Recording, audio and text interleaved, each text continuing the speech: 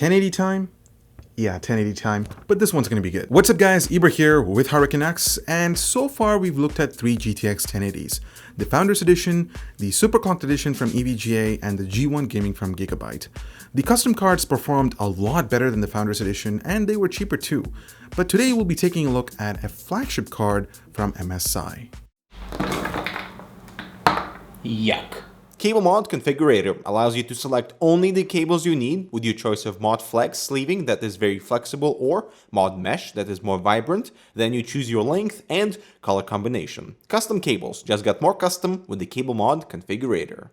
To be specific, MSI has multiple tiers of the GTX 1080, the Gaming Edge G, Gaming X, and the Gaming Z that offers different clocks plus some extras. This is MSI's flagship card, the Gaming Z, priced at $750. What you're looking at is a GPU that sports one of the fastest frequencies we've come across on a GTX 1080, with a base clock of 1771 MHz and a boost of 1911 MHz, 8 GB of GDDR5X memory, and a memory speed of 10.1 GHz versus 10. Not sure if this is going to help with performance, but we'll see.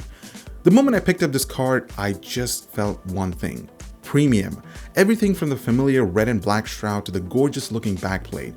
To make things even better, this card shouldn't have any problems fitting into most compact cases since it's only 11 inches in length, but beware of the width, which is about 5 inches. MSI's Twin Frozr 6 has made its way into the gaming series, and it's incredible. Unlike the competition, MSI decided to skip the direct contact heat pipes and instead use a high-efficiency solid nickel-plated copper base plate. This was done since the GP104 core is quite small and the HDT style base would make proper contact with it. The base plate is topped off by 6 squared off 8mm heat pipes, which run upwards and are eventually spread at strategic locations throughout the heatsink. This was engineered to optimize airflow through the addition of minute air deflectors, which not only accelerates air movement but also allows for more efficient cooling, hence why the GPU looks thinner. The Torx fans feature double ball bearings for increased lifespan, utilizing a patented mix of traditional blades and new dispersion blades. What this does is allow the maximum amount of air to enter without requiring higher RPM levels. And like the competition, the Gaming Z has the ability to shut off its 2 fans when in idle or low load situations. For power, this card requires 6 plus 8 pin power input, which theoretically should provide an additional 75 watts of overclocking headroom. This is a great feature since we don't have to worry about limiting voltages and the chip's usable power. The backplate looks classic. It doesn't provide any additional cooling to the core since it doesn't make any direct contact to it. There's an LED backlit logo embedded into it, and physically, that's the only way to differentiate the Gaming Z with the rest of the lineup. The I/O hasn't changed that much. You get the standard single DVI, 3 DisplayPort 1.4 connectors, and an HDMI 2.0 output. There are 3 LED zones on the Gaming Z GPU. This includes the grills around the rear fan, the MSI logo on the side, and as mentioned before, the huge backplate logo. These are RGB lit except for the grills. If you want to take advantage of different lighting effects, MSI's gaming app has you covered. You're greeted with a very straightforward interface with a number of icons that indicate onboard features, a basic clock speed indicator, different performance mode selections, and at the bottom, you'll find MSI-specific gaming peripherals you have installed.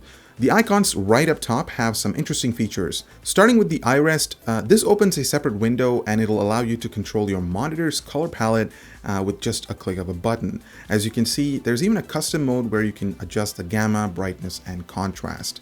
Next up is LED control. It's very simple and easy to understand. You either sync all the zone with one LED effect and style or set them individually. Switching to OSD, here is where you can choose what you would like to see while gaming. Unfortunately, it won't show up in DX12 games just yet, but MSI is working on that as we speak. You will also need an MSI motherboard for CPU related information.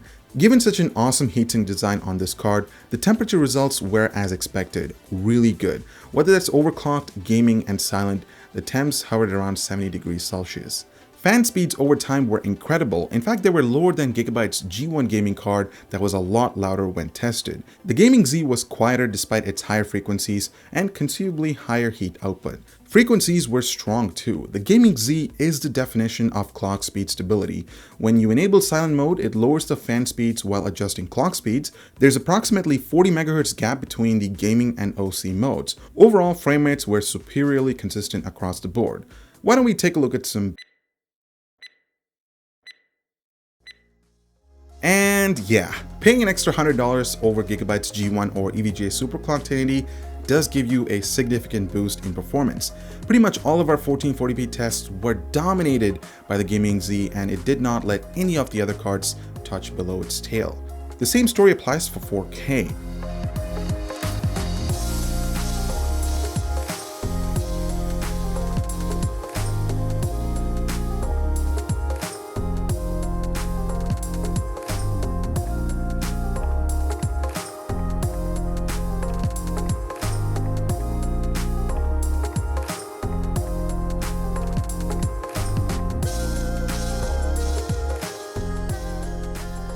And while doing this, the card was drinking a lot of power. We have a new kid on the block taking the spot as the quietest running cards we've tested so far. Even when overclocked, the Gaming Z was noticeably quieter than EVGA's Superclock 1080, and of course, the G1 is nowhere even close to it. We expected this from the beginning, and we're happy by the results.